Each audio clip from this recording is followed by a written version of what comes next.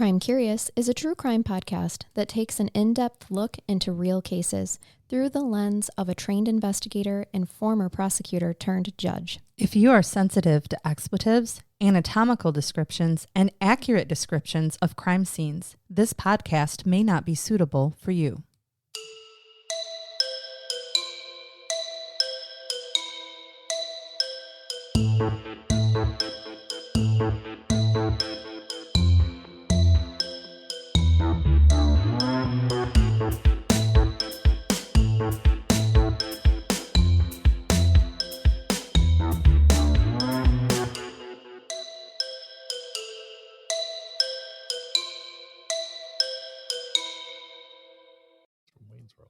Welcome to Crime Curious. I'm Charnell. I'm Megan. I'm Brainbath Jason. Everyone's here. Shake this gree.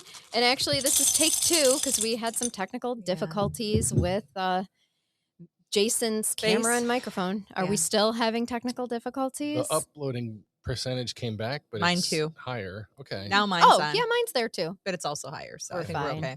Maybe we're recording this, guys. Maybe we're not. We don't know. Oh, We're trying our best. well, I'm good. Okay. It's like, what's happening? Anybody'd like to tune in and see what's happening, you need to be a $10 a month Patreon, join Patreon, and watch the fuckery. 'Cause Seriously, that's what's happening right watch the absolute debauchery happening of us trying to record ourselves. We're only 2 months into doing video episodes. And remember, we're an independently produced podcast. Do you guys know what that means? That means it's We do the it ourselves. 3 of It us. means we don't know what we're doing. Right. We're making this shit up as we go. It is truly just the 3 of us. Alone Anything in that you Charnell's see- basement, hanging out with all our real friends. Yep. This is how Wayne's World started. Anything we post, we are HR, we are our PR, our social media campaign. When we were hanging out for the Super Bowl, someone had made a comment on something, and Jason's response back was probably not going to be appropriate. And I said, and this is why I'm PR. Yeah, right. I'm not allowed to respond to public No. comments on our forums. No. Nope. And if you do, you most have to of run our- it through us Yeah. first. Most of our It's fans would edited. enjoy it. Yes. It's approved and edited. If Listen. you see anything from me, This is a whole, I love. it's been read by at least 2 or 3 people. That's right. You have to love that freedom of speech. People can say whatever they want about us, no matter how mean it is. But there's also a thing called consequences. And that is that there's nothing you can say to me that I can't think of something worse to say back. Okay. Absolutely. Right. And I'm not going to post it online because I'm not petty like that. Well, I am a little, but not usually. So I say it to these guys instead. And we get a big laugh from We you do. complainers. We Thank you. do. Bring it. Keep going. And I do. We're pretty blessed. We really do not get the No. hate that I know other social media people and podcasters get. So we tend to attract some nice people. It's just every once in a while you get a bad stinky egg in there. Yeah. And You mean how sometimes people don't like how I say daddy? Because apparently I put too much pronunciation on the middle D's, and all I have to say to that is that's your problem, not mine. If you're Oh. taking how I'm saying daddy and it makes you feel a certain way, excuse Mhm. yourself from the party and go be by yourself. yes, exactly. You sure can. It's okay. Everybody takes issues with the way I say most things. And I'm here for it. Like it's So- just a part of our personality now. You ready for a case? I am. Case of what? A case of not syphilis. Then Nope. yes. Yeah. I have penicillin. Give it a roll. Just a true crime case today, my friends. All right, you're no fun. It won't burn. It won't. I've got to say, I spent most of the weekend doing research this weekend. It was, I think that's how I ended up with a migraine on Super Bowl Sunday because I was researching my hind end off. But this one sucks, and Oh, great. it does. So many people recommended it, and I see why. It's salacious. It's horrible. You're gonna love it, Judge Megan, Okay. because I love has- it. It's terrible. You're going to love it. Exactly. You're going to find it fucking fantastic. That is because it has a lot of legalese, a lot of legal aspects to it. So if in the beginning it kind of seems like, wow, Charnell, you just kind of gave us the ending right here in the beginning, it's because the case goes on through legal proceedings. So Okay. strap in, everybody. Here we go. We did shake the gree, right? Yes, we Yes. did When- immediately. Vigorously. Like when we do 2 takes, which is unusual for us, I always forget what we've already covered. We did So, both takes. perfect. All right, so here we go. Michelle did it. Okay. Blood gurgled from a deep, gaping cut along Laurie Show's throat. The 16-year-old died in her mother's arms, whispering her killer's name. Michelle did it.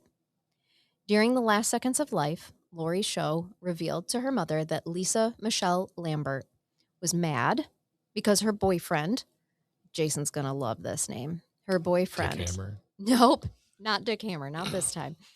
Lawrence Butch Yunkin.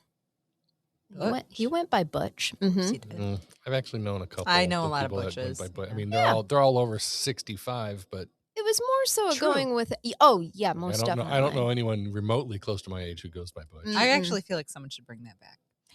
No. It's not me or any of my grandchildren, hopefully. No. First of all, none of my I'm grandchildren not are sure going what to be that's big short enough for. to be Like, called is that short for Butch. something? Well, his name was Lawrence. You'd think he'd be called Larry, but he's not. He's Butch. Lawrence of Arabia. Oh, jeez, ow. And Come but on, his Jason. Oh, Listen. sorry, Gen Pop. My bad. This is not a bonus episode. This is for the Gen Pop. We're yeah. sorry already to the victims' families. Well, Butch is not a victim. Okay. So we don't have to be sorry to him. Oh, is but- he a jerk? Yeah. We're okay, perfect. Yeah. So we His Butch name's is a Butch. jerk. right. Butch is a jerk. And his last name is Butch. Yunkin. Butch Yunkin. Butch of Alabia. Butch of Alabia Yunkin. Yes. So here's the thing. Butch, he confessed to having sex with Laurie. And so what we've got here is a 16-year-old dramatic entanglement, right? And unfortunately, here Laurie is really dying in her mother's arms, telling her mother that Michelle did this. And the reason is because Michelle found out that her boyfriend, Butch, slept with Laurie. Okay, we have quite the triangle. Yet experts say this version of the story is just simply not possible. Because of the medical of slitting the throat and what your vocal Yeah. cords would be able to say. But we'll get into it. Okay. So this Christmas murder reverberated not just through the Amish settled Lancaster County, Pennsylvania. Ooh. Yeah. Yeah. Familiar? Conservative area? But also through the U.S. legal system. What really happened at East Lampeter Township's 92 Black Oak Drive on December 21st, 1991? Which of the suspects and witnesses should be trusted? Which of their battling lawyers or which of the judges charged with sorting through their stories should be trusted? Well, I'm going to give you all the details and I'm going to let you guys decide. Okay. Thursday night, December 20th, 1991. A guidance counselor at Conestoga Valley High School, where Laurie was a sophomore, called to ask Hazel Show to come in to talk about her daughter. Hazel is Laurie's mother. All right. So Hazel's thinking, okay, that's odd because Laurie's never been in trouble at school. But here's the guidance counselor saying, come in tomorrow morning. We need to talk about your daughter. So Hazel's divorced. Okay, so Laurie's parents are divorced. She arrives at the school at 7 a.m. the next day, December 21st, 1991. The counselor wasn't there, and there was no record of anyone having made an appointment or any problems with any of the administration with Laurie, because Laurie is very likable. She's a likable 16-year-old girl. So Hazel was like, I did think it was really weird that I was being called into the guidance counselor's office, this early in the morning, whatever. So she goes home, where her daughter should have been getting ready for her last day of school before winter vacation. Outside, a panicked neighbor asked if something was wrong. She had heard suspicious noises. Inside, a shocking scene greeted Hazel Show. Her only child lay covered in blood from multiple stab wounds, with a rope around her neck. Ooh. As she untied the rope, Mrs. Show saw the worst of the wounds, a long, deep cut along her daughter's neck, pulsing blood at an alarming rate. It was then, cradling her dying daughter and trying in vain to hold the horrible wound together to stop the bleeding, that she would later testify that she heard Laurie declare that troubled, abrasive Lisa Michelle Lambert was the killer. Mrs. Show already knew of Michelle's vendetta against Laurie. The two girls were open enemies. When Michelle, then 19, and her longtime boyfriend, Butch, who was 20, had split up over the summer, Laurie had gone out on a few dates with him. Now, Butch, there were allegations that he had raped Laurie in his truck at the end of their very last date.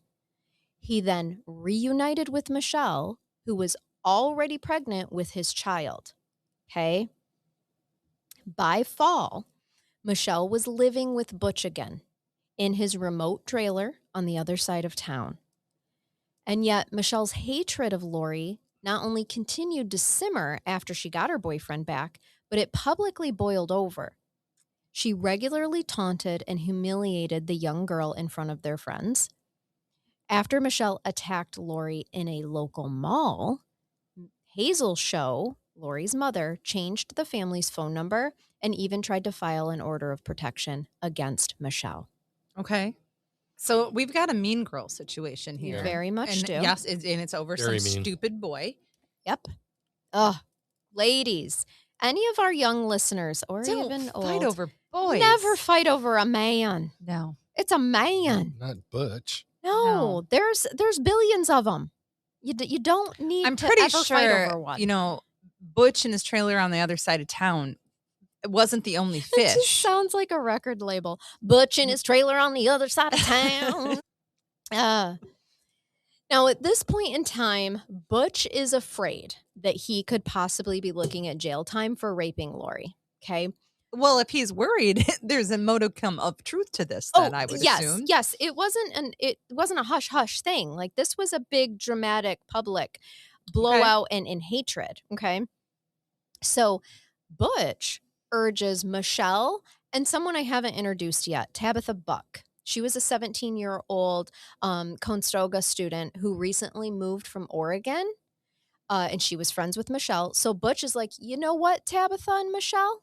I think you just need to beat Laurie up, rough her up a bit. Yeah, because, you know, once you sexually assault someone, it's really good if you continue to assault them through other people to Yes. keep them quiet. Well, that's exactly Sarcasm what he is intended. trying to do. Yes, just intimidate her into silence. Absolute Mhm. witness intimidation. Yeah. More felonies. I'm just hearing lots of felonies. Yes. CSC, intimidation, Yep. conspiracy to commit assault. Mhm. All not good things. No. So- Butch has not endeared himself to me at all. Let's put it that way. Oh no, there's nothing endearing about Okay. him. I mean, I'm pretty sure when they nicknamed him Butch is when his parents went wrong, but I'm sure there's some lovely Butches out there. I mean, truly, this just isn't one of them. I think of him looking like Scott Farkas. Scott Farkas with the green eyes. Yeah, it's true. I think so. The three were spotted. So the three meaning Tabitha, Michelle, and Butch. They were spotted around the Show residence, their condominium complex, on the morning of December 21st. The East Lampeter Township Police Department and state troopers did confirm this. They had witnesses. They were seen there.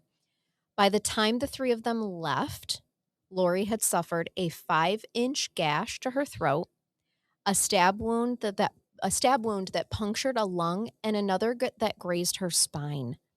Several wounds to her head and a number of defensive wounds. So, police picked up Michelle, Tabitha, and Lawrence Butch at the Garden Spot bowling alley in nearby Strasburg later that same day and charged each of them that Saturday, the very next day, December 22nd. They did quick work because these morons were not stealthy about their 7 a.m. arrival conveniently right when Mrs. Show is at the guidance counselor's fake setup meeting that she didn't really have, right? So at first, the process was quick and straightforward. The three of them go to trial in 1992. Tabitha Buck was found guilty of second-degree murder, and she was sentenced to life. She was 17. Those are since overturned also. Yep. Butch initially was sentenced to just a year, arranging a plea bargain and testifying against his girlfriend, Michelle, Oh, and it his was true friend, love then. Tabitha. Chivalry's Remember, not dead. don't forget, Yeah. Michelle's also having his baby. Yeah. Okay. And went there to begin with because he said go beat her ass. Right, because I raped her and she might be putting charges on me for it. Right. So why don't you, pregnant with my child and your friend, go beat her up I to don't try know, guys. to I'm stifle just saying her? it kind of sounds a lot like maybe there was a plan to do more than just beat her up and he was soliciting a murder. Wow. Really? Does Yeah, that do you, does. is that what that maybe sounds like? a lot like it to me. Mm-hmm. Well, he says, no. All I did, I just dropped Tabitha and Michelle off at Laurie's house, and then I just went and got me some McDonald's because it's 7 a.m. Boy's got to eat. Dude, Butch needs himself a McMuffin. Why do you drop him off there, Butch? What was his reason? Well, Like girls' night or girls' breakfast? because they were they were just gonna fight. The murder was never the intention. They were just gonna fight. You mean he expects, just so you know, a jury to believe that he, who wanted them to go beat the shit out of her, dropped them off and didn't stay to watch the girl fight? There's no way. Yep. No, that's what he would have stayed to watch the girl fight. This is how he was initially sentenced to just a year. Okay. Because he got this plea bargain and he testified in each of their trials, Tabitha and Michelle's, that all I did was drop those girls off and headed to McDonald's. I don't know nothing. I didn't see nothing and I didn't do nothing. That's not eliciting a lot of testimony for a plea bargain. I would have wanted a lot more information for that good of a plea bargain. Well, he messes up. Oh, does he? He does. Okay. Because it doesn't take prosecutors long to realize in the other trials he actually committed perjury. Yeah. Yeah. So they went ahead and tried him again. And so that means they set aside his plea because he failed to follow their plea agreement. Correct. So you set it aside and continue on the original charge. Yes. And so he's tried again and he's found guilty of third-degree murder. We don't have that. In this case, we don't. I'm assuming that's kind of like manslaughter. Like voluntary yes, that's manslaughter. actually what I put in my notes, is that I think that would be the equivalent for us as manslaughter. Okay. Voluntary manslaughter. Yes. And I didn't put the voluntary, so thank you for that. And at this point in time, he was sentenced to 10 to 20 years. So, I mean, put yourself in Laurie Shaw's mother and all of her other loved ones as well's place for a moment. I mean, first of all, let's have some empathy for Hazel Shaw, who I said Shaw and I meant Shaw. I'm sorry. Who's holding her dying daughter in her arms, who held her child while she bled out. Yep.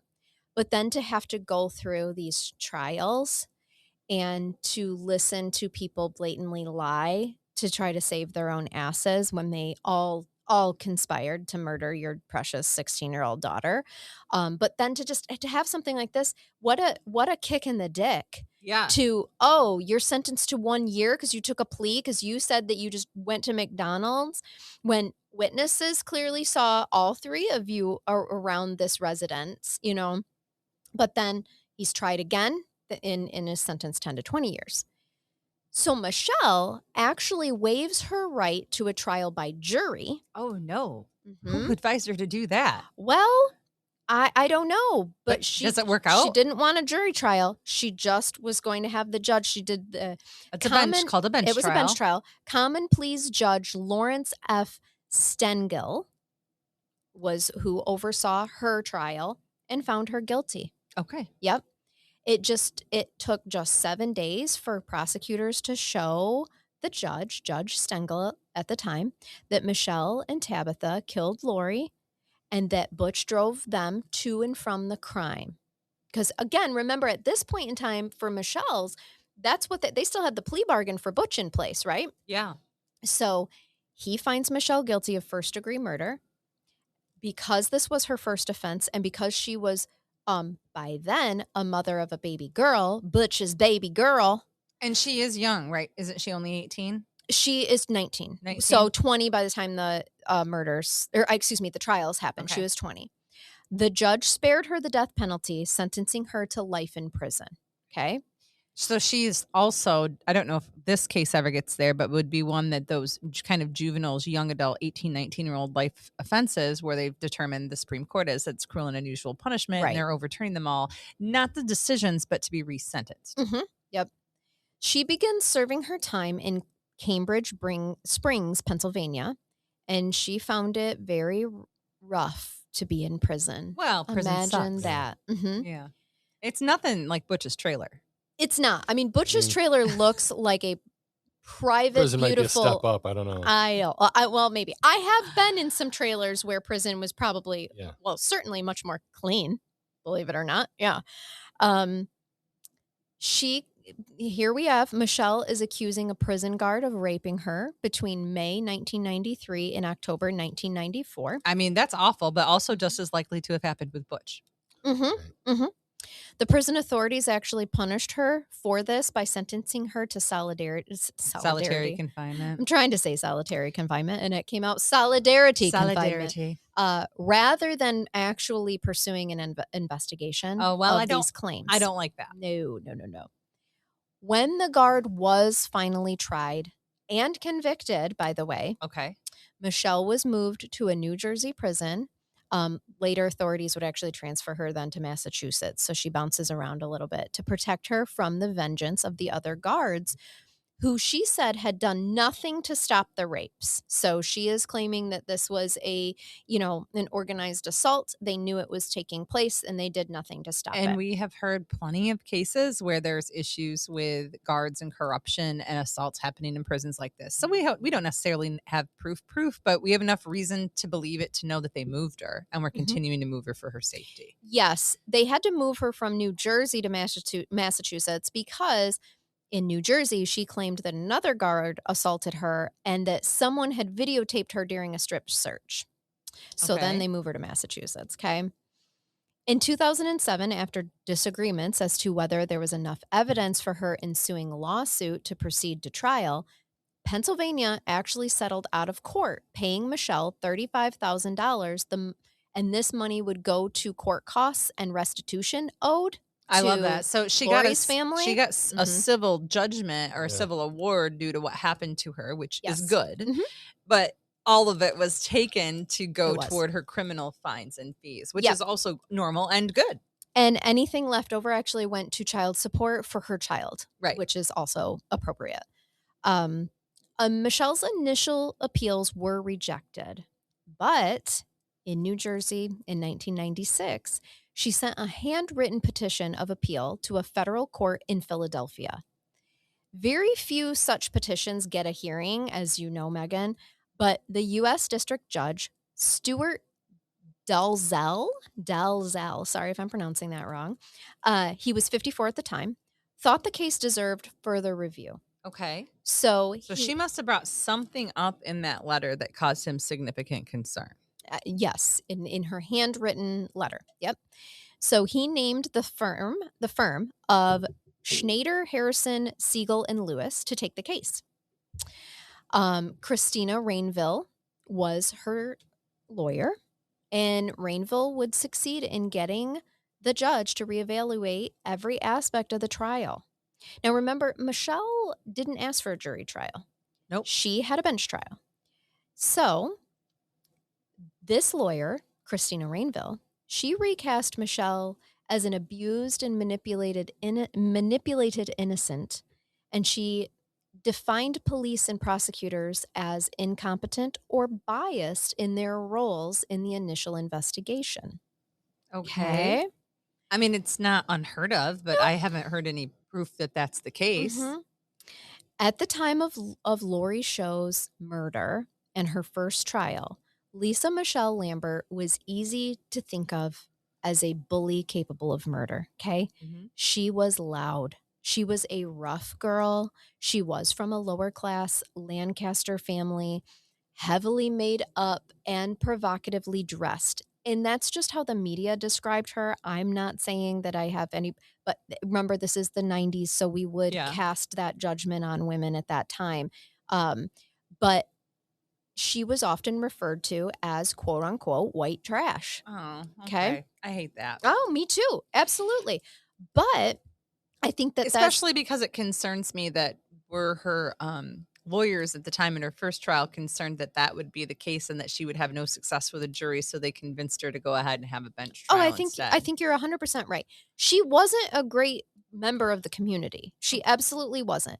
Like, forget about the fact that she wore weird grammar, that she wore heavy makeup, that she was provocatively dressed, that she was rough, and she Stop was. She was a describing me bully. like this, She Charnell. was. Right. She just was. What makes it? It's not even those things. It is truly just that she was rough. She wasn't kind. She just kind of fit this role that I think made it very easy to cast stereotypes and judgment on her. But also, she wasn't nice. Like, look at what she was doing. She was bullying Laurie to the point where her mother was trying to get a restraining order on Michelle. Yeah. Okay, so take all the rest of that out of there. Like, the facts are she was a bully, not because she wore a lot of makeup or because she was No. provocatively dressed or because she's lower income. No, because she was engaging in assaultive and stalking Yes, type 'cause behavior. she was a and fucking bully. Yes, Right. was maliciously communicating Actually, with her. she at that time she was 19, so she's a grown ass adult. Bullying a Laurie's 16-year-old. 16. Right. Right. Yeah. She's assaulting. Get your This shit is together. this is criminal behavior. You're pregnant, you got your man. Yeah. She's yeah, right. she's just mad that there was this sexual assault, and clearly she doesn't believe the victim and thinks that they engaged in some relationship instead. And Right. she's tried to take her man. Yeah. Yeah, that's what makes her unlikable. In Mhm. Lancaster, PA, it's southeastern Pennsylvania, Mhm. and it is more rural than not. Mhm. Yeah, you're in Amish country, right? Yeah. It's pretty country. Like legit Like, it's- Pennsylvania Dutch, Yeah, like conservative, it's small. it's Pennsylvania hillbilly area. Yeah, There's definitely. no way to Okay. sorry, I'm from Pennsylvania, so it's Right. factual. It's, Okay, I mean, it's pretty great. objectively true. And you do have some hillbilly tendencies. I've seen them. I've got it in my blood. And some Mhm. friends. I've got the Kentucky Appalachian in my blood. For sure. You sure Okay. do. All Mhm. right, But fair enough. yeah, no, it's out there. I mean, it's Yeah. it's Amish land. It's country land. And by Michelle's 1997 appeal, she had let her bleached hair go back to its natural brown. And with the help of Miss Rainville, her lawyer, she dressed conservative. She dressed down. She was quieter, almost Demure. yes, I love that word. and determined to seem respectable, saying that she had gone by her middle name, Michelle, only to please Butch Yunkin. So she also started calling herself Lisa again. I gotta look up a picture of Butch. Go ahead. Her relationship with Butch, she claimed, had been violent and unpredictable. I believe that. Yes, yes. They met at a public swimming pool in 1990. Remember, Laurie was murdered in 91. Yeah. And started off just as he and Laurie would the next summer. After a few dates, Michelle claimed that Butch raped her in his van, parked right in front of her parents' home, and did it. Michelle stayed with her handsome blonde roofer and lumberyard worker. That's what Butch was. Was he? Uh-huh. Okay. While her family followed a strict Christian morality. Oh. And she claimed to have thought it was better to stick with the boy who raped her, but might marry her, and to wear skimpy clothing to please him as a properly submissive woman. Or maybe Butch's power over her was just that strong, but she just thought with her religious affects here that he took my innocence by raping me, so I better stay with him. We are now painting her in a Christian just upbringing where she just thought she was doing the best. And I don't doubt, I bet Butch was a total asshole. Oh, I he's bet a he douche was. canoe. But she was actively participating in those behaviors as well. Yeah. Like, Again, you can be a victim of the situation that you've been placed in or that you have found yourself in, but it's not a defense to you committing a terrible violent act against another person. You can't always rely on trauma and what happened to you, because again, we've seen it 1,000 times. How many people do you know that have been traumatized, even as significant as some of the people that we've had on our podcast or that cases we've discussed, and they don't kill anyone? No. She claimed that Butch was so domineering that he actually determined what she wore and how she behaved. I also believe that part. And that he wouldn't let her learn to drive or return to high school. He's the reason why she dropped out of high school. I Okay? believe that could be true also, but you've still not given Maybe. me a defense. They fought frequently. I'm not there yet. Oh, They okay. fought frequently, and he beat her regularly, she said. Their Okay. sex life was marked by terror, she recalled. He would cut his cheeks and tower over her in bed to bleed on her. Kinky. He brutally sodomized her at least once, she said, and according to her mother, who found the bloodied sheets after a hysterical call from Michelle, this is true. And Charnell, it might be. I'm not going to say I don't believe the bad things that Butch did to her. Sure. I think he's a monster. Yeah. He's a classic abuser from what I'm hearing. Yes. Yes. But again, you aren't responsible always for the situation that you've been placed in, or maybe you're responsible, but it's not really your fault, right? We know this with victims and survivors, but it is still not a defense for you to go and commit a heinous murder of another innocent child. A child. A child. They had Did domestic... you look up a picture, Jason? I did. He's like the Wish version of Brian Bosworth. Oh, let's see. Oh, he was described as being a blonde, handsome roofer. Yep, that's him. They married in 1990. He actually looks exactly like what I thought Butch would look like. Yeah, I mean, He does have a mullet, does he not? Oh yeah. Yeah, I thought so. Which again, the 90s and Yeah. And Lisa They met in Michelle, 1990. Lisa Michelle, her like yearbook picture, she looks like what you'd expect in early 90s. Yeah. Her prison picture makes her look like, yeah, she definitely is out there willing, like capable of killing people. Mm-hmm. Her Oh. prison It's not picture made you her said? look a little Yeah. dangerous. I mean, Yeah. just just her. Sure. Yeah, If we but were to she- judge a book by its yeah, cover entirely. Yeah, I mean, if you Yeah. just saw her yearbook picture, I feel like she looks like a nice girl. Yeah. She wasn't. I mean, she didn't look trashy in the picture, but like, Yeah. when she shows up, Because I don't think she when was she shows up in court in her school. orange jumpsuit, you're like, oh, she's a killer. Yeah, yeah, Like, just, right. Like, She had been hardened by Do that you know point. that's a perfect example and a reason of why we allow defendants to change out of their prison greens or oranges Absolutely. for trials and for it's not a hearings? good look for anybody. Well, not. it's hard to I put would a wear- humanity is taken away Mhm. when you're dressed like that, because even the nicest of lovely, have you ever seen like the old ladies that have been in trouble? They look Yeah. super Oh, fucking yeah. scary in Yeah. their They orange do. jumpsuits, and then they look like a little wanna get granny in one their now. moo. I was just going to Yeah. say, I want to get one. I kind of feel like jumpsuit. that's what Yeah. I need now It's if an I really orange want to jumpsuit. up my game. Yeah. Like, I want to seem badass. I'll work on Maybe. that for us. Thanks. Well, of course, I'm going to wear her Thanks. around town, and they're going to pick me up. Like, Right. dude, In May. For sure. like, where are you supposed to be out? No, not So- unsupervised. What, Not typically. Never. I'm not. actually, you just should never be unsupervised brain bath, Jason. They had domestic violence expert Ann Burgess testified that Michelle had become incapable of leaving Butch. Also true, probably. She suffered from battered woman syndrome. True. She taunted Laurie to keep the other girl away and to please her man. Mm-hmm. But murder, she claimed, was not a part of Michelle's plan. This was Ann Burgess is like, I know what was in her head. It wasn't murder. I don't love that. I love experts that give me information on battered woman syndrome and can even take certain events and apply it. But I dislike it immensely when experts testify or speculate. About what they saw happen. And it's objectionable also. It is. So Michelle actually says, listen, Tabitha was the one that stabbed Laurie. And that Michelle, she said, I tried to stop her and I failed. So I fled. But Butch stopped me at the condo stairway. I couldn't escape. So Michelle has taken herself completely in this trial out of any responsibility of murdering Laurie. It was all Tabitha. And when she tried to get away, Butch stops her. Okay. Well, since flight can be used as evidence of guilt as a jury instruction, it wasn't going to help her anyway that she attempted to flee and he stopped her. I mean, so I think what? that Now was more Butch, so to explain why the three of them were seen leaving together instead of her just like, oh, once I realized she was stabbing Laurie, I escaped. I ran away. Well, but I couldn't because he stopped me in the stairway, and that's why witnesses saw I us thought leaving Butch together. was at McDonald's.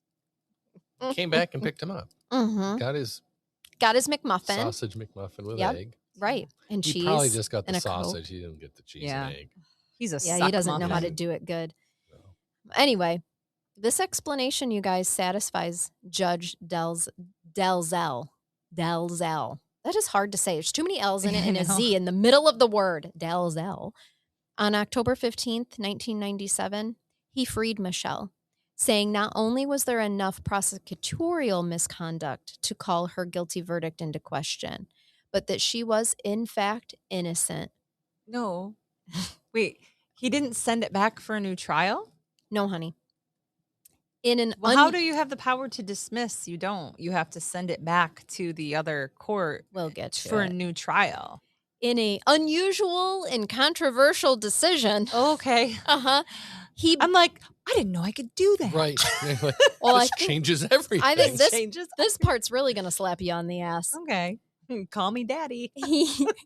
He barred Pennsylvania from retrying her. don't think you can do that either. Megan's face. I'm not right allowed. now. I'm not allowed to make I know. comments. Like I don't know what Can the I? rule is.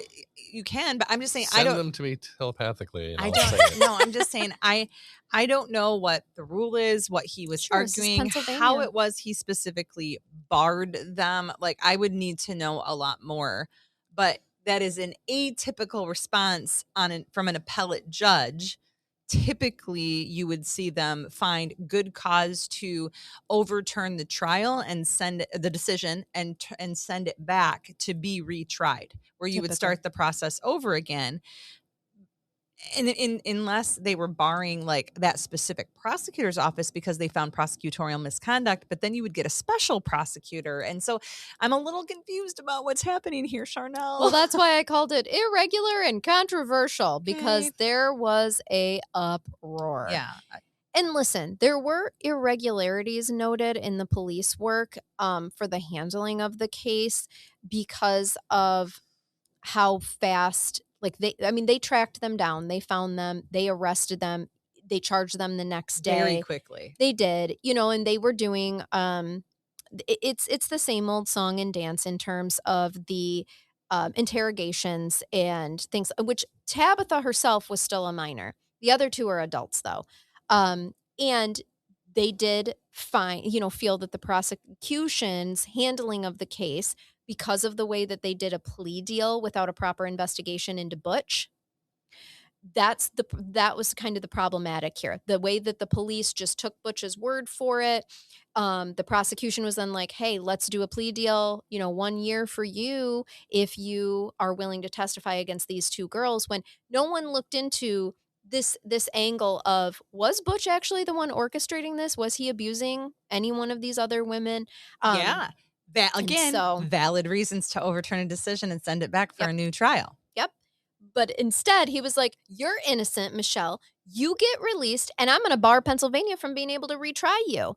Okay. Yep. We're not done. Okay. According to I'm like, can we not end there? We're not ending. We are not ending. That's only page 3 of my notes. So according to Delzell, there were at least 25 instances in which prosecutors and the police had bungled the case, improperly dealing with evidence and witnesses, entering purged testimony, and so on. Amongst the problems, I just kind of wrapped some in here for us.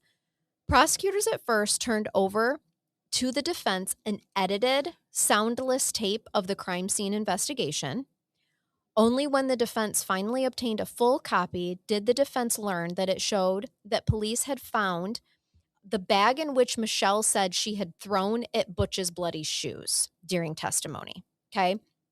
Some of this stuff is just not going to fully make sense because I didn't take you through every testimony in the trial because it No. wasn't readily available. I know, but what I'm hearing is that, again, if this was sent back, there should be some motions to suppress that evidence to not allow it in for consideration. And we also don't know, did the judge highly consider that and rely on that video for the conviction? Right. And if so, again, a good reason to overturn if you relied on evidence that should have been suppressed, that should not have been admissible for those of you that understand what the suppression is. And this is where the problem is. Remember, now he's declaring Michelle innocent because this evidence that I'm taking you through that are considered blunders would have what is the word? Beefed up Michelle's claim of innocence. Okay, it could have been used as evidence to So prove her innocence. So the word you're but they looking weren't for, doing the that. terminology, and I'm sure the judge used it, it's exculpatory evidence. Yeah, So it's yeah. evidence that would show that you, like direct evidence really, or even circumstantial to show that somebody could not have done or committed the crime that they were convicted of. Yep. And prosecutors have an obligation, a legal obligation to present any exculpatory evidence and give that to the defense. It's nothing that can be hidden. So maybe this judge is finding all of this stuff as he's going through it with a fine tooth comb, but his decision is still baffling to me right now. But remember, Butch made this plea deal saying I was at McDonald's, whereas Michelle's like, okay, he was there. There's blood there. I threw this bag at his bloody shoes. And then we see this once the defense gets a full copy, they see in that video that that finally has sound to it, that the police had found the bag in which Michelle said, which she said, I threw this bag at Butch's bloody shoes. The collection of photos that investigators shared with the defense omitted those that showed blood spatter patterns and footprints that corroborated Michelle's story as well, that Butch was there. Yeah, these are all problems. There is evidence that was not admitted that she needed for her defense. If this is all true, then this is a problem. But you still haven't convinced me that the right thing happened here. Well, bloody speckled sweatpants supposedly worn by Michelle during the murder and produced in the trial seem to have been replaced with another larger and bloodless pair. I don't like it. In the hearing with Judge Dalzell. Really? Yes. So all of a sudden we have different this is what I wore during the murder. It doesn't have, during the crime, it doesn't have any blood spatter on it. And they got that from evidence? But the one that was produced during the trial had blood spatter on it. Okay. A huge problem. Yes. Yep. A defense expert in forensic pathology, Isidore Melhalakis. I like it. Sure. Melhalakis. Yeah, that's exactly what it looks like. It's Melakaliki Laka. Yeah. Dr. Christmas. Isidore. Yes. Had shocked defense lawyers by agreeing with the prosecution that it was possible that Laurie had been able to name her killer despite the extent of her throat wounds. Melakaliki Lakis, it turned out, regularly testified for Lancaster County prosecutors and was making more and more money doing so, and had been interviewed by them inappropriately. See, this is why we have jury trials. This is usually why defense attorneys don't choose to have the judge make the decision, so that a jury can be presented with all of this information in more detail. Does this sound, and again, I don't know if you can answer this. Does this just sound like incompetence or just blatant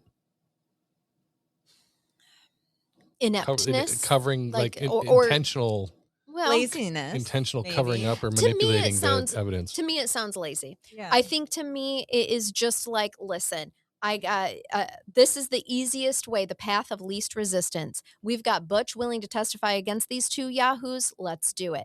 Then the county is satisfied because murderers are going away. I'm going to say something now because we've blamed a lot of people like the prosecution, the police, and the judge, but I think there might be some defense attorney incompetence on the original case too. Yeah. We have a situation here where the defense allowed this to go. They allowed her to choose a bench trial instead of a jury trial. Mm-hmm. I don't believe you've told me that there were any objections made or any motions that were filed. And these are all things that should have happened. It's called ineffective assistance of counsel. And it's also a grounds, probably the most common one that I see come back in smaller towns, especially where, again, they don't dismiss it and find someone innocent, because that's actually not a thing in the criminal justice system. We find them not guilty. There's no such thing as innocent, but whatever. And they send them back to be retried because there was ineffective assistance of counsel, prosecutorial misconduct, inappropriate police investigation that should have led to suppression. Like, that's your whole laundry list of things. And you could go on and make it 10 times worse of all of the things that indicate or contraindicate that she was guilty. Yeah. But none of that changes the fact that it needs to be sent back. Retried. Right. Yes. And here's the thing. So the new experts, remember I just told you about a defense expert, Isidore Melakaliki Lakis? said, "Oh, it would have been possible for Michelle to have, spoken with those injuries." Sure. Well, Ms. Rainville, the new prosecutor, or the new defense attorney for Michelle, And they hired their own expert, of right? course they did. Yeah. And that expert insisted that Laurie's severed carotid artery would have made it impossible for her to speak. So they're saying okay. that situation And never happened. So this is where her defense had an obligation to provide an expert or request an expert to come in and give their opinion about whether or not she would have been able to speak. That should have happened at that level. And it does lend, if we just want to go to the meat and potatoes of this, do you remember the Allison Botha case where they Yes. just tried to basically, but her head was almost severed. She was holding it back on. For Right. those of you that haven't listened, general audience, go back. It was a good two-parter. But she was unable to make any noises at all. She was basically writing with her own blood and just using her hands and her eyes to plead with the lovely man that found her. Right. So there's good arguments, I think, to be made in that case that she was unable Yep. to speak. That didn't happen. But we also have a traumatized mom holding her baby who thinks that she heard what she heard. It doesn't mean that mom lied. She may have heard her baby making sounds and thinks that that's what she said, Of course. too. Yes, of course. Now, here's the part you will like, Megan. Okay. The U.S. Attorney's Office and State Supreme Court did not uncover prosecutorial misconduct. Okay. And Dalzell's decision provoked outrage in Lancaster County in Philadelphia and across the country. Acknowledging holes that damage a case is one thing, but pronouncing innocence and forbidding retrial is another. Okay, so Yep. I'm just breathing a sigh of relief that I'm not the only one over here literally crossing my legs in anger. No. Critics called this an example of an activist judge setting a dangerous precedent. They wondered how Dalzell could be so easily swayed by this manipulative, dangerous young woman, and how he could readily brush away some of the strongest evidence in favor of Michelle's guilt, her co-conspirators. So, 10 months after Judge Dalzell released her, a federal court invalidated his decision and sent Michelle back to prison. On bond.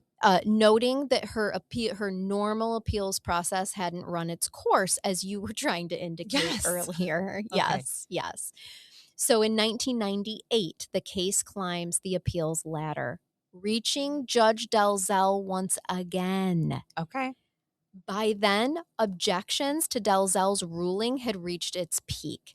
And I would recuse myself at this point. Yeah, should he be involved in this case? Since I've already been reprimanded, I'm just telling you what I would do. And I'd be like, oop, nope, that one got me in a little hot water. I think I'm going to say no.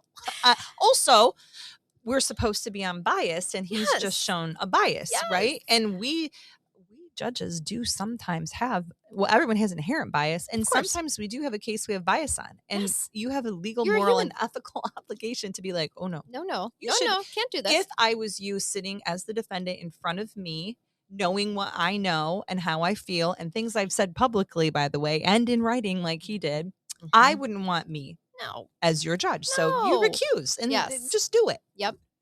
National commentators, local residents, and prosecutors urged him to recuse himself from the case, but he maintained that he was impartial. Well, honey. He's clearly not.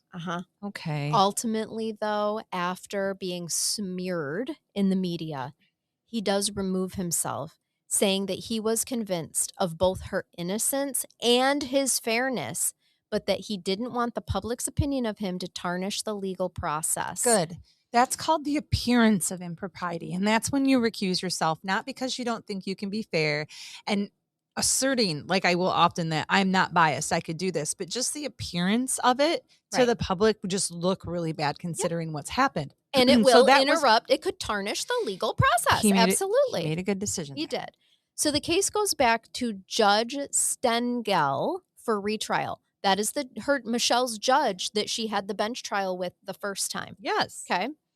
So this time, Michelle needed to call. Oh, can I point out that sending it back to the original trying judge is actually not bias, and it is allowed to go back to the original judge, especially if, did they do a jury trial this time? No. Okay. Sorry if I get to that and I have just forgot that in all the other research I did this weekend. I apologize, but I still believe it was a bench Okay. trial. And it's because when you get them sent back to be retried, presumably you're going to get the new evidence, the additional evidence, the things that weren't presented to you to begin with, and you will have perhaps a competent defense attorney and those type of things as well. So there is nothing specifically that bars you from rehearing your case that you decided on. Well, I mean, and rightfully, like, you made that decision at that time based on the evidence. Yeah. You know? And so, I mean, I which am is what you not- have to do the second time. I am not infallible, and it's not happened very many times, but I have had a case that I've bound over to circuit court, and the circuit court judge actually sent it back to me because there was a topic or an issue that I didn't make a decision on that she needed my findings on. I wasn't biased. There was no issue. I just needed to readdress something that I hadn't fully explored. And again, I'm a human, and I always admit when I'm wrong or when I forgot to, make a decision on something. So I did. Yeah, it was on a right. self-defense case. I needed to make a decision as to whether there was plausible self-defense and then send it back on again, which I did. So this judge would be allowed to do that as well. Right, exactly. This time, Michelle needed to call her friend's reliability into question. As she told it, after Butch dropped them off, she and Tabitha went into Laurie Show's condo to intimidate Laurie. Tabitha says that soon,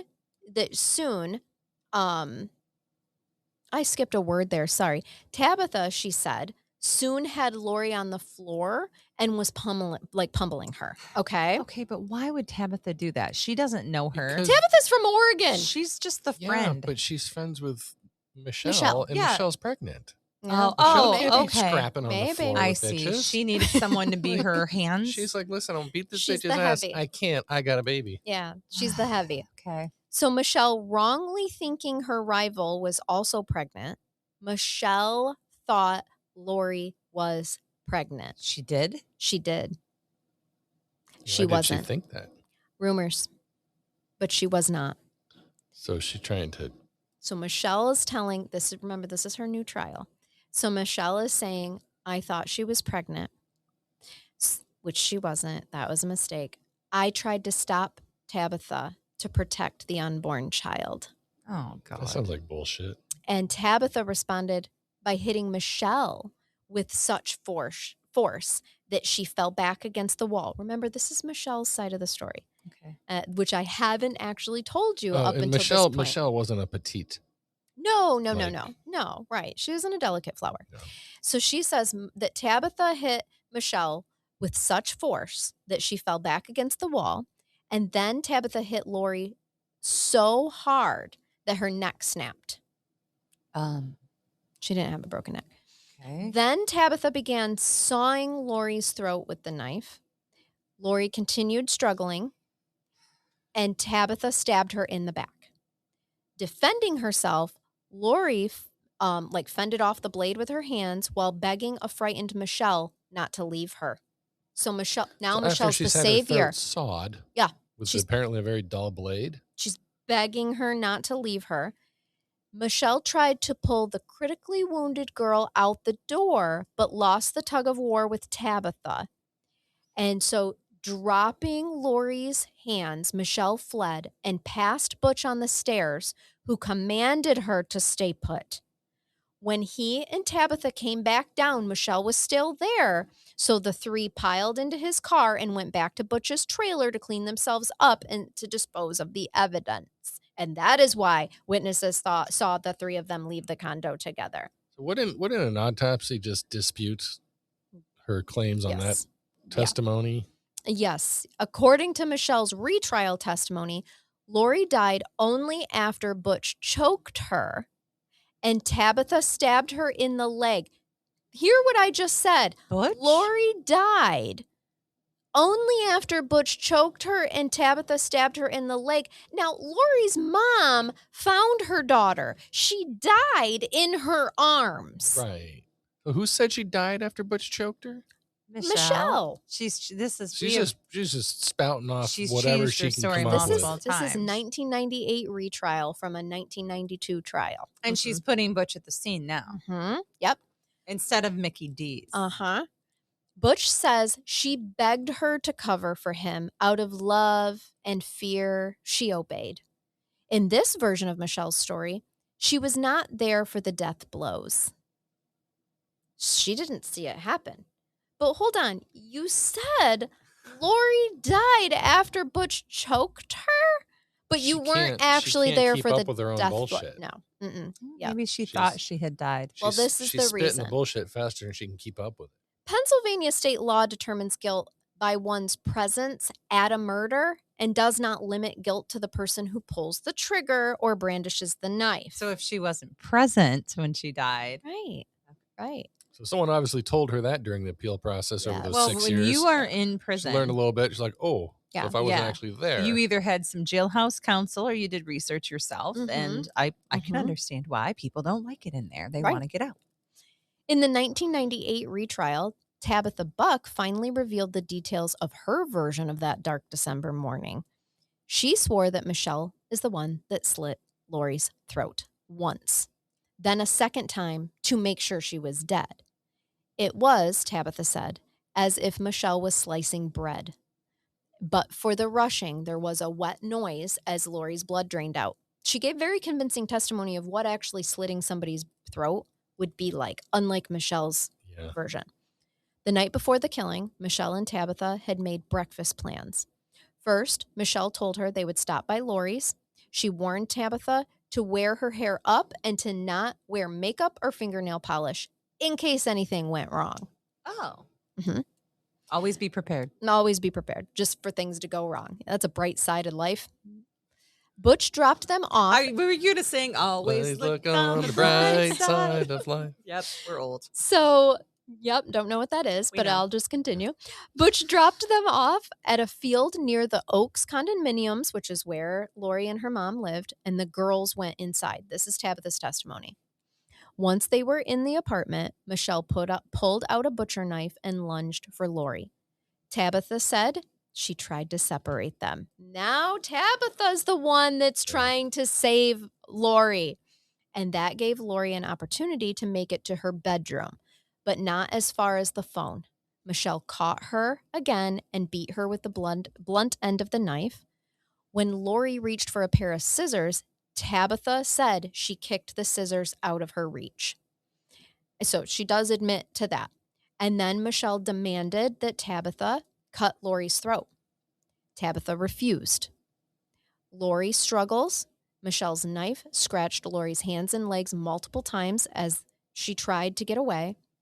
Tabitha admits to blocking her escape and says Michelle stabbed Laurie and then went for her throat. So she offered this level of elaboration on her basic story only when Christina Rainville tried to get her to recant it. In 1996, Rainville wrote Tabitha to try to persuade her that if she would change her testimony to help prove that Butch was the killer, she could get a new trial herself. Tabitha, however, refused the offer and held fast to her original statement, saying that Butch was not present at the killing and did not participate in the crime. She contacted her own attorney, Russell Poe, with her full confession. Michelle paid her back by suggesting that Tabitha had committed another murder while living in Alaska. You guys are gonna love this. And that Tabitha's father, Alvin, had actually abused her. Here's the best part that Michelle must not have known.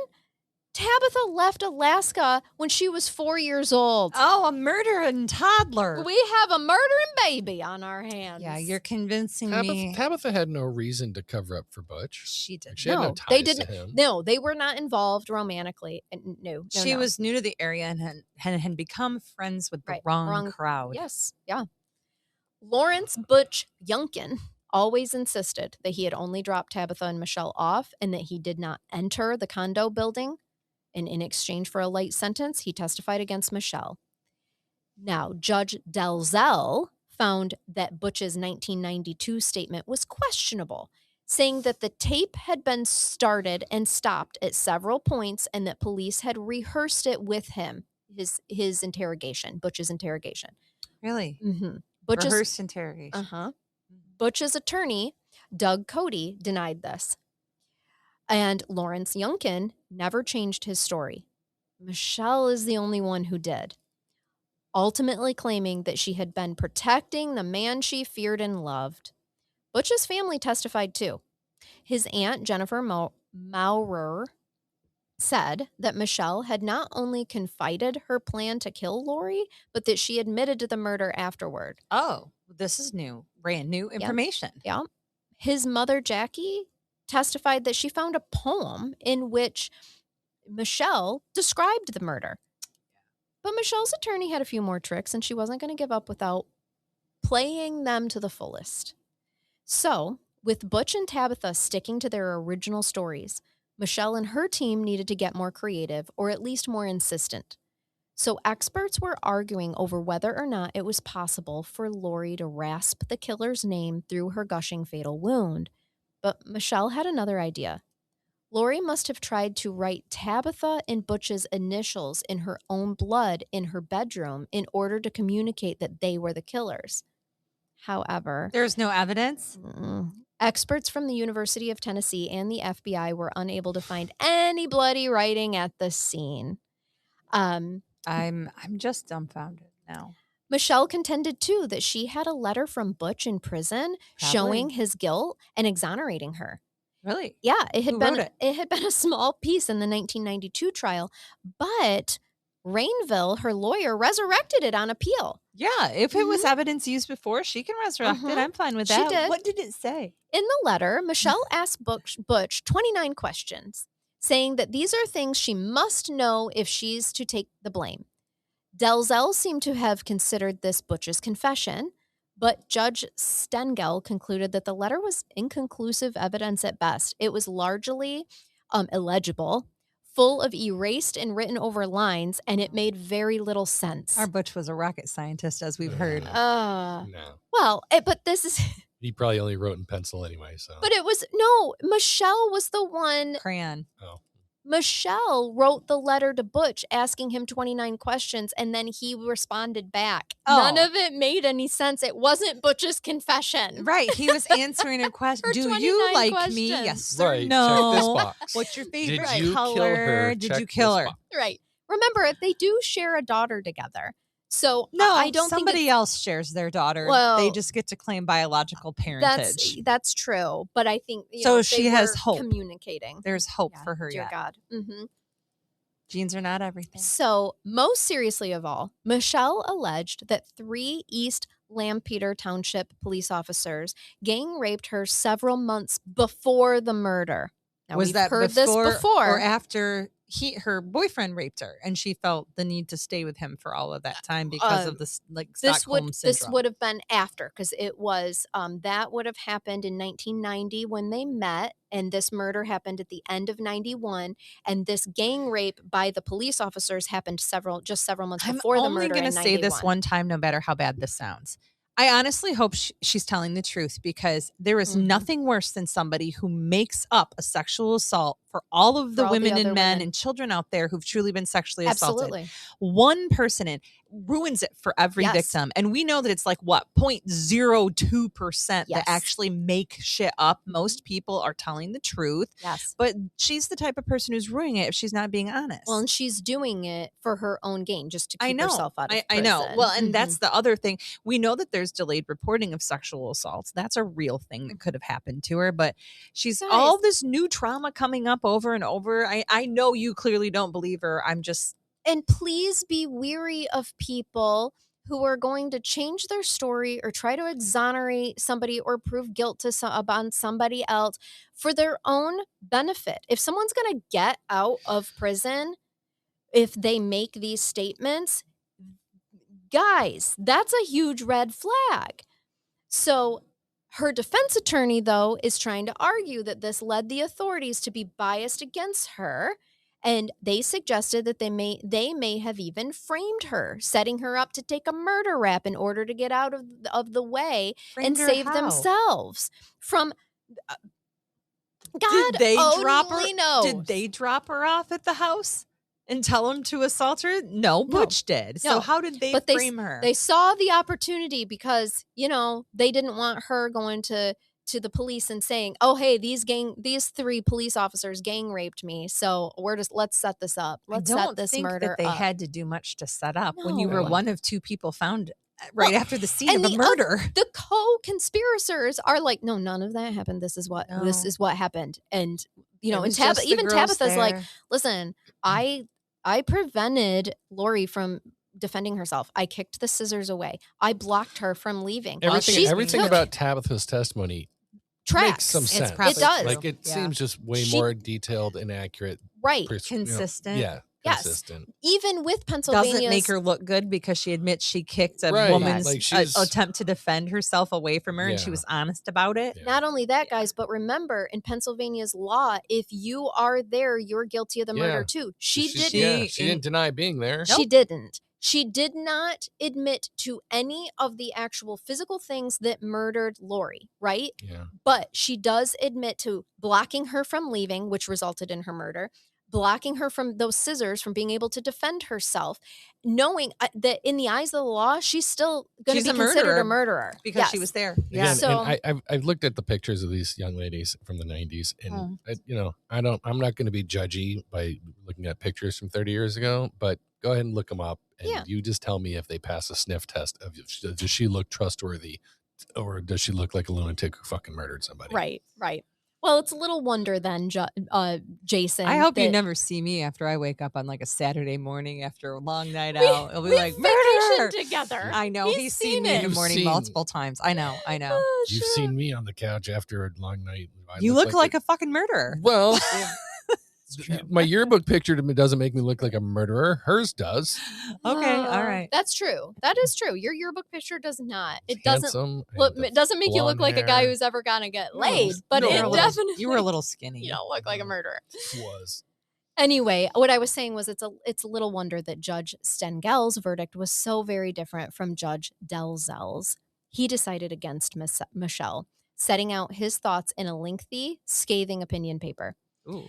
If Delzell's sympathy for Michelle was bewildering and highly questionable, Stengel's mockery of her defense was almost as shocking. Oh, don't do that either. Don't do that. I know. Here is how he countered some of Delzell's major I'm points. probably going to like this more than I should because I don't say stuff like this, and I want to. We all want to say things. Right. All right. So here's some major points. The river-borne shoe that Rainville suggested prosecutors were hiding was half rotted and apparently had been at the mercy of the elements for several years. Burn. Police ignored it because it was obviously not the shoe they were looking for. Similarly, a bag the defense argued was wrongfully overlooked was ignored because it was a stray trash bag and not relevant to the case. Oh, you get him, Judge. Additional photos I love the sarcasm that supported Michelle's story would not have changed the outcome of the trial. Regarding the alleged swapped sweatpants with blood evidence, Stengel simply declared that it would be silly to try such a ruse and that the size question could easily have been settled by having Michelle try them on. A small amount of blood, experts said, would likely have deteriorated over time. So there could have been blood splatter on them. Okay. Experts didn't agree with each other as to the extent of Laurie's wounds and the likelihood of her being able to name her killer. If nothing else, she may have been able to mouth the killer's name before dying, and her mother could have understood. Correct. I mean, and he's like, you guys are fighting over whether or not someone physically heard her, whereas her mother, you could mouth, you can read lips, especially knowing these people have had, she knows her daughter. She knows who she's been beefing with. Well, right. And did mom say, did Michelle do this? And a nod of the head is a yeah. I mean, exactly. That's her saying Michelle did this. Right. Furthermore, Michelle's alleged gang rape by East Lampeter Township Police was not connected to a cover-up or setup by police. The first officer on scene, if he even knew about such a rape, could not have spontaneously come up with and enacted a plan to eliminate Michelle. Federal Judge Anita Brody agreed with Stengel and upheld his decision, but the damage had been done, and it wasn't just the Show family that Michelle had destroyed. In killing Laurie Show, Lisa Michelle Lambert also helped ruin the lives of Lawrence Butch Yunkin and Tabitha Buck and of her own family. Butch had physically attacked Michelle's younger brothers, ages 3 and 10 at the time, before the murders. And the Lamberts say they tried to protect their daughter when they first discovered Butch's violent streak, but that they had to consider their other children. They insist that they did not, as reported, pressure her to stay with the boy because of his uncle's position or her uncle's position in the church. She's like, her family is saying that second retrial in the later 90s, where she was trying to paint herself as this Christian girl and that I had to stay with my rapist because of my Christian upbringing. Her family is like, No. absolutely not.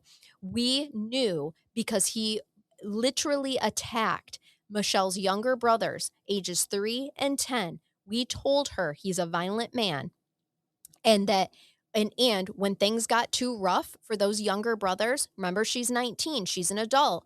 They asked her to leave the home because she was not breaking up with this violent man, but having him in the home. What they were doing is they had to protect their minor children from their adult daughter's abuser. Okay. They had to make that choice, and that's what they want to be made very clear. Well, this because is called, Michelle was trying to blame her family well, for yeah. why she stayed with them because of her Christian upbringing. This is called what? Believe but verify, you know, or document but verify. When the defense attorney, when she told this to the defense attorney, or the new defense attorney tried to make this up, you know, check with the parents before you present that to the court as a valid defense. Right. So, I mean, she was that's pretty the problem. She was pretty ineffective too, and then presented it to a judge who believed it and took it as true. Because typically, when people come to you, especially attorneys making an argument, you believe that they have checked their sources, Sure. and she just believed what her client told her, which was clearly a lie, and never verified with the family. Well, and here's the problem. Michelle's family stood by her through the first trial and the first appeals. But then once they got Rainville as the litigator, her antics were way too much for the family. Yeah, they're like, no, we did not do that. We are not going to stand by. We're not going to lie. Yeah, right. And that's just it. In 1998, on the final day of the Stengel appeal hearing for Michelle, that was Judge Stengel, I mean. Leonard and Judy Lambert issued a public statement denying Michelle's charges that an unarmed family member had assaulted her. Because that came up in her second trial, trying to show how she was abused and battered, right, as a child, as a, you know, throughout. That's why they had to really try to prove that battered woman syndrome, and they had to set the stage. And Rainville did it by trying to say that her upbringing, her whole childhood was abusive, and so that made her more susceptible to Butch's command, and abuse. The Lamberts said the story was a lie. They were outraged that Rainville drew their young daughter or their younger children into this deceit, asking them to testify and coaching them on how to answer questions. Ooh, no. She brought all of that in. So, and then sadly, the argument between Michelle and her parents comes down to a book on the rights to this story. The Lamberts wrote a book about the case in 1993. And they say that Lisa signed a contract granting them the legal rights to the story. During her temporary release in 1997, she demanded that the rights be returned and threatened a lawsuit. The Lamberts... Well, she had been declared innocent. She had, remember, at that time. Right. The Lamberts complain that Michelle's legal problems have left them financially devastated, and that they intend to hold on to these rights in order to recoup some of their losses. And also, they're still raising her daughter. Right. They are who raised her daughter. In 2004, 3 U.S. Circuit Court of Appeals judges, one of whom was Michael Chertoff, later who became the Department of Homeland Security, rejected Michelle's appeal. It was a simple matter. Michelle's attorneys told the judges that she was present during the murder, thus largely establishing her guilt. In June 2005, Lisa Michelle Lambert's final appeal was turned down by the U.S. Supreme Court. She's in prison for good, and the legal circus that she has pained her family and the Show families and Lancaster County is really over. So... yeah. That's a crazy case. Wasn't Did somebody suggest this? Several people have. But it's always been just one of those things that was in the back of mind. Like I knew about it and wanted to cover it. That's a wild ride. It is. I wanted to make sure that I got Mrs. Toad's Wild the Ride. court Yeah. stuff really really in there, and not just for your sake, Megan, but because at first all of this happens really fast, and it seems like for Laurie's family that they get justice, right? And I mean, this is tragic. Her daughter died in her arms. She then has to testify to that, which is also horrific. Right. A majority of the time when murders happen like this, the family have to sit and watch the hearings. They don't have to go through the stress of testifying too, but unfortunately her mom Hazel had to. Yeah. But then to think about having to go through all the other legal rigmarole and just not knowing. And when she got out, I can't imagine what Hazel and the rest of Laurie's family had to have felt like when she was released and called innocent. And it's just gut wrenching and awful. But yeah, that's the case of Laurie Show. Wow. Yes. I mean, you've scrambled my brain. You didn't scramble my brain. My intelligence level kept up with it, but you made me angry. Yeah. And confused. Frustrated. And worried and frustrated about how it was going to end. So yeah, that was a ride. It had a happy ending for as happy as it could be. Could be. Right. Yeah. Right. Exactly. Is it time for brain bath now? Please, Yeah. Should we segue over to a brain bath? I don't want to think bathe about, my bottle I don't wanna blonde think about brain Butch anymore. I don't want to think much anymore. Well, here's a short one since this is a longer episode. This was sent by our lovely listener, Mari. She said that I could use her name. Yes, it's the Mari that we all know and love. Hi, Mari. Jason. And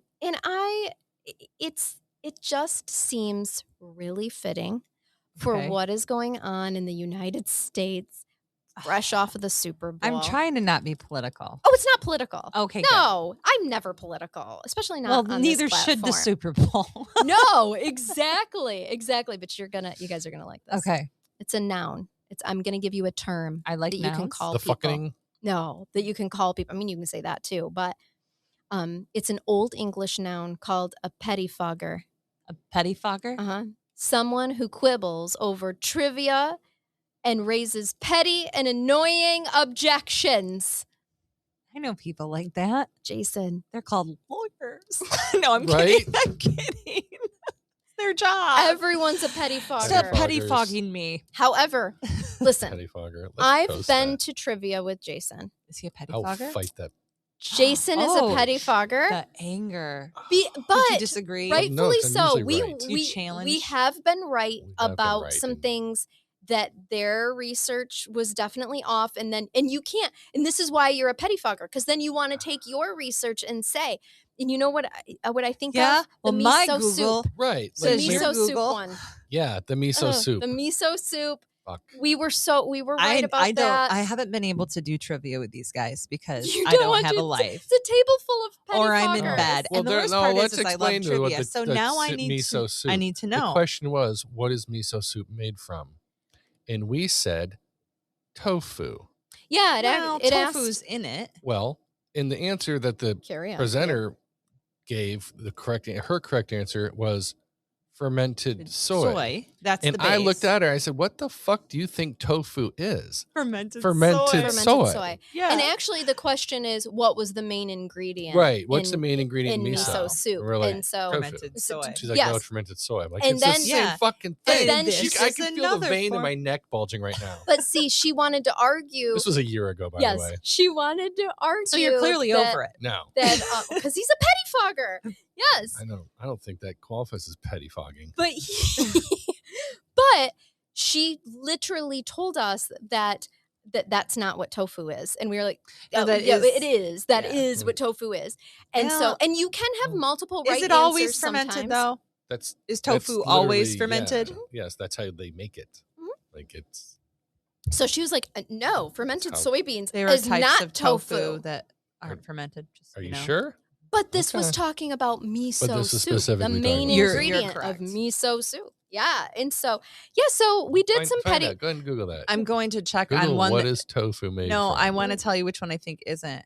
We did some pettifogging that day, and I feel like trivial matters lately. There's been a Right. lot of pettifogging over trivial matters. This you will both like, and this will make you feel better. And I'm also right, which makes me feel good. So The one Good that I feelings knew, all the one around. that I knew was not fermented is silken tofu because it's fresh, unpressed soy product. Unlike fermented soy foods like miso and tempeh Thank and you. bean curds, and yes, so silken tofu is the one I was thinking of. In the end, I mean, and you don't put silken tofu in miso soup because it's very creamy and and soft. at the end of the night, we didn't lose by just 1 point. Okay, had we would have flipped that table more over. points. We would have been on the fucking news that night. We would have. Okay. That is how we would have went. Shit would have went down. Maybe I shouldn't go. The headlines would have said a couple of pettifoggers. Right. Isn't trivia on Tuesday nights? Yes. I do feel We've like been with our missing it. recording schedule If that we there's leave, a way If we leave now, we can to incorporate this. If Maybe one of these times. We could next week because we're going to record on Monday. We could go next week. We could. That's true. Yeah, because we But have you the can day never off. go. But I could if we aren't recording. Right. Oh, it's because before Anyway. Anne-Marie was in cheer.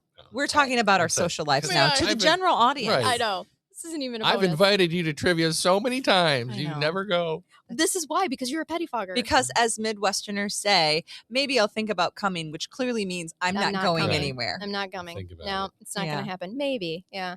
So there you guys have it. You have a new term to call people who argue over trivia and trivial things. It does just sound Little- like you're about to little call somebody a pettifoggers. pedophile every time you start to Pettifogger. say that, though. No. Instead no. of pettifogger. Don't be a pettifogger. Don't be a So, pedophile. thanks, either. Mari. Yeah, thanks for that. Love I'm learning always new looking words. of new names to call people. Yes, me too. I have a whole list. Anyway, until next time. I don't know how to end this. Why? First time. I've done a lot of talking this episode. We hope that you keep it curious. And keep listening. Until next time. Oh, I stole your line. Yeah, Shit. again. Bye-bye. Bye. Bye-bye.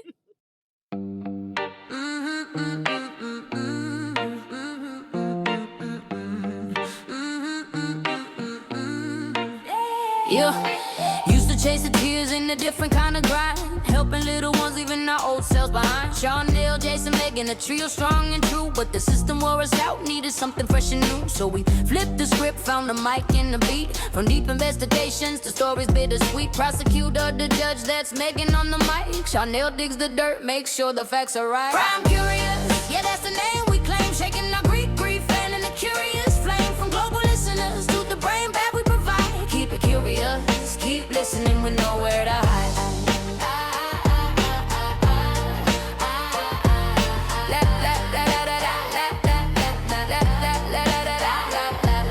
Jason's got the wisdom and the jokes to make us smile. Keeps the energy flowing for every single mile. We dive into the dark where the mysteries reside. Unraveling the truth with nowhere left to hide. Laws and evidence, Megan lays it down with grace. While Charnell's deep research sets the compelling pace. Crime curious, yeah, that's the name we claim. Shaking our Greek grief, fanning the curious flame. From global listeners to the brain bag we provide. Keep it curious, keep listening with nowhere to hide.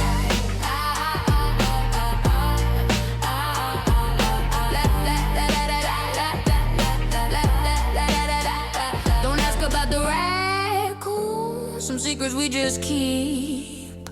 But every week we're digging secrets buried deep. For every mind that wonders, for every soul that seeks, we're here to break it down in our crime curious speaks.